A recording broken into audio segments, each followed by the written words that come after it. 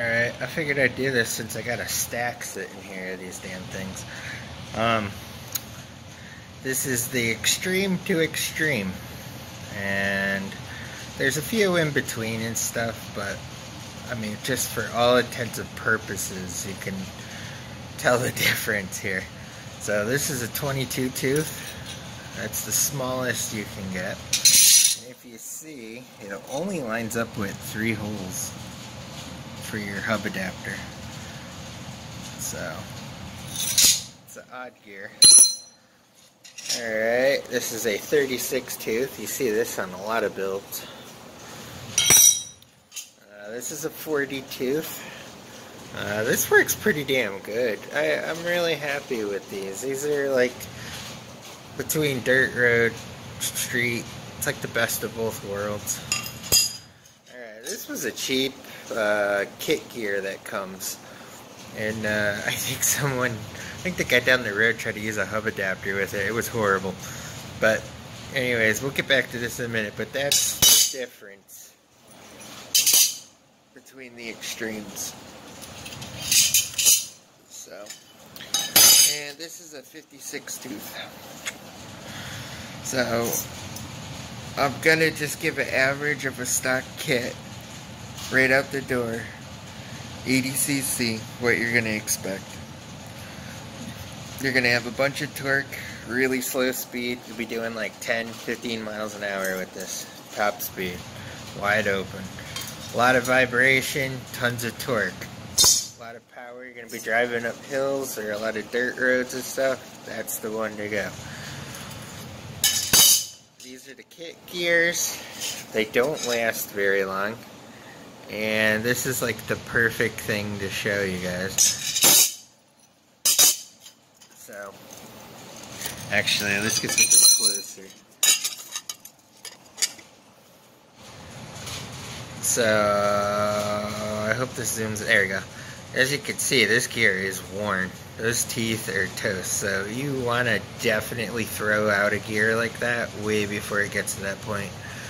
So, your teeth profile should look like that with a little bit of a bevel.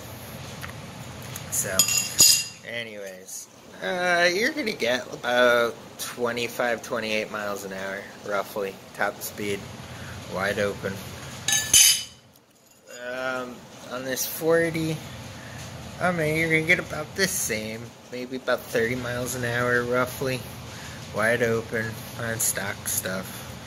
I mean, everyone's build is so different, you know, but on a stock build, if you're looking to get, this is like the go-to for me, even with the YD100 when I go out on like dirt trails and stuff.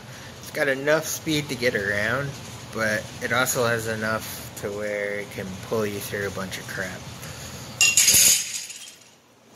This one, on a stock kit, like an 80cc, you are definitely going to pedal to get going. The smaller you get, the more effort you got to put in to get that bike going before it can get going. But you're also going to have a higher top speed. On a stock one, maybe 34, 36 miles an hour, roughly, something like that. It's running good, wide open. And this little puppy, you know, it'd take a little bit of oomph to get you going, but once you did, I mean, you can easily do 45 miles an hour on a stock kit with this. It's really rough getting going, but on a long open road, awesome. I still don't know why they only do 3 holes in these. All of them I've seen are like that. Alright, so I mean, you know, it basically just depends your style of riding and what your goal is. And I mean, this gear, size-wise, great to start out. You know, you get down to this one, you might have to pedal a little if you're on a hill. You start out with this one, you're gonna have to pedal a little to get up the hill. And that one, you're gonna have to get motoring before you even let out the clutch, or you're just gonna kill it. So, Anyways, on a high-end build, you can hit 80 miles an hour on one of these. So people say on YouTube. I don't know.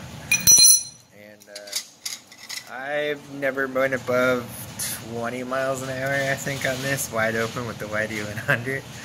So, I can hit 28 with a 50 tooth, though. So, I don't know. Something like that. I think the last video before I checked the wheel on it here. Anyways, just to give you a comparison, so if you're shopping for sprockets, this is basically everything in between. They do make a 28 tooth, a 32 tooth, and a 50 tooth. And other than that, every other set is here that I've seen. So, alright, peace.